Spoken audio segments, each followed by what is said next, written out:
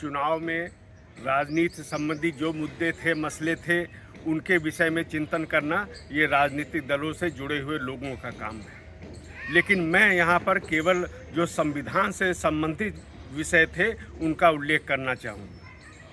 और संविधान के जो भी जानकार हैं, संविधान के जो विद्यार्थी हैं, उन सबको भी इस पर विचार करना चाहिए, जिससे एक निष्कर्ष देश के सामने आना चाहिए। चुनाव के दौरान, प्रचार के दौरान और चुनाव परिणाम आने के बाद, ये दोनों में मैं एक देखता हूँ कि संविधान से जुड़े विषय समाहित।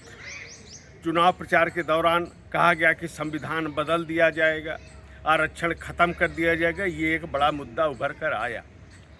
अब इस विषय पर चिंतन करना होगा कि भारत का संविधान इतना कमज़ोर है कि जब जो चाहे उसको बदल देगा, या आरक्षण जो हमारे देश की सामाजिक व्यवस्था है, इसमें आरक्षण ख़त्म करना किसी सरकार के बस का काम है?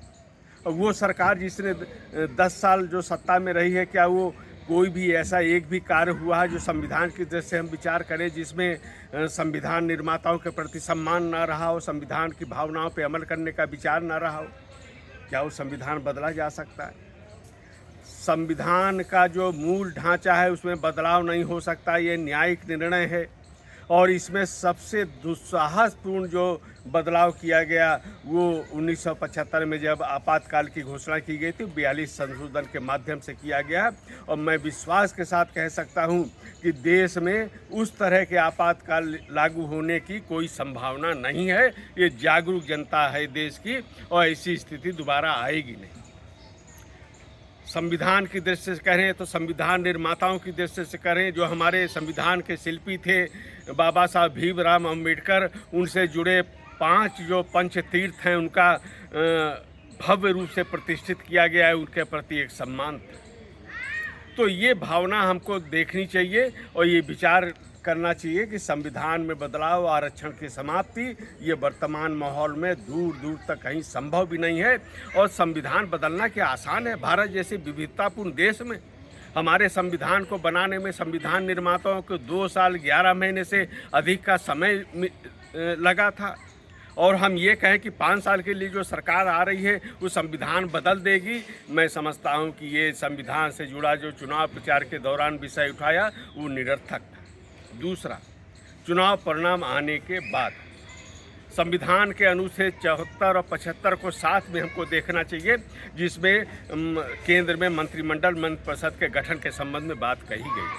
अनुच्छेद 75 में कहा गया कि प्रधानमंत्री की नियुक्ति राष्ट्रपति करेंगे। इसके खंड 2 में राष्ट्रपति प्रधानमंत्री के सलाह पर मंत्रियों की नियुक्ति करेंगे। और 3 में है कि मंत्रिपरिषद लोकसभा के विश्वास पर्यंत पद पर रहेगी। इन सबको बात को जोड़ के देखना चाहिए। कहा गया कि कहीं बहुमत शब्द का उल्लेख नहीं है संविधान में। कहा गया कि राष्ट्रपति प्रधानमंत्री की नियुक्ति करेंगे, लेकिन संसदीय शासन व्यवस्था है, राष्ट्रपति उसी को प्रधानमंत्री बनने के लिए आमंत्रित करेंगे। एक जिसका पूरा स्पष्ट बहुमत हो, जिस दल के उसने अपने नेता के निर्वाचन कर लिया हो। दूसरा, या किसी को स्पष्ट बहुमत नहीं है किसी एक पार्टी को, लेकिन चुनाव के पूर्व जिनका गठबंधन था, अगर वो बहुमत में है तो उनके नेता को प्रधानमंत्री बनने के लिए आमंत्रित करेंगे राष्ट्रपति। ये स्थिति है। और तीसरा क्या है, जो राष्ट्रपति देखते हैं कि लोकसभा के विश्वास पर्यंत मंत्रिपरिषद पद पर रहेगी। इसका मतलब ये है कि राष्ट्रपति जी यह विचार करेंगे कि जिसको हम शपथ ग्रहण के लिए बुला रहे हैं, क्या वह मंत्रिपरिषद लोकसभा के विश्वास को प्राप्त कर रही है कि नहीं कर रही, ये देख रहा। अब ये तीनों दृष्टियों से हम देखें तो जो चुनाव परिणाम आने के बाद जिस तरह से जो अल्पमत में थे, उन्होंने जो एक प्रयास किया चुनाव के बाद से सरकार बनाने का, गठजोड़ करने के पूरे प्रयास किए गए, वो संविधान के विरोधी मान्यता थी। मैं बिल्कुल स्पष्ट था कि एनडीए ने चुनाव के पूर्व जो गठबंधन था, उस गठबंधन ने पूरा स्पष्ट बहुमत हासिल किया था। और सबसे बड़ी पार्टी की बात करें तो भी ये पूरी तरह स्पष्ट था कि इसको स्पष्ट बहुमत मिला है, नेतृत्व पे लेकर कोई विवाद नहीं था। तो इस तरह वो चुनाव के बाद, चुनाव परिणाम आने के बाद जो राष्ट्रपति जी का जो निर्णय होने वाला है, जो वो मंत्री नरेंद्र मोदी को शपथ के लिए बुलाने का निर्णय किया गया वह संविधान के अनुरूप है। ये निर्वाचन आयोग को भी भविष्य में भी देखना चाहिए कि इस तरह के भ्रमित करने वाले मुद्दे उठाए ना जाएं। आर्थिक विषयों पे भी एक वादे करने की एक सीमा होनी चाहिए। ये मनगढ़ंत वादे कर देना ये भी चुनाव को निष्पक्ष, चुनाव को प्रभावित करने वाले होते हैं। ये पैसा वो सरकार जो वादे कर रहे हैं वो कहाँ से लाएगी, ये भी चुनाव के पहले घोषणा पत्र के साथ उनको स्पष्ट करना चाहिए।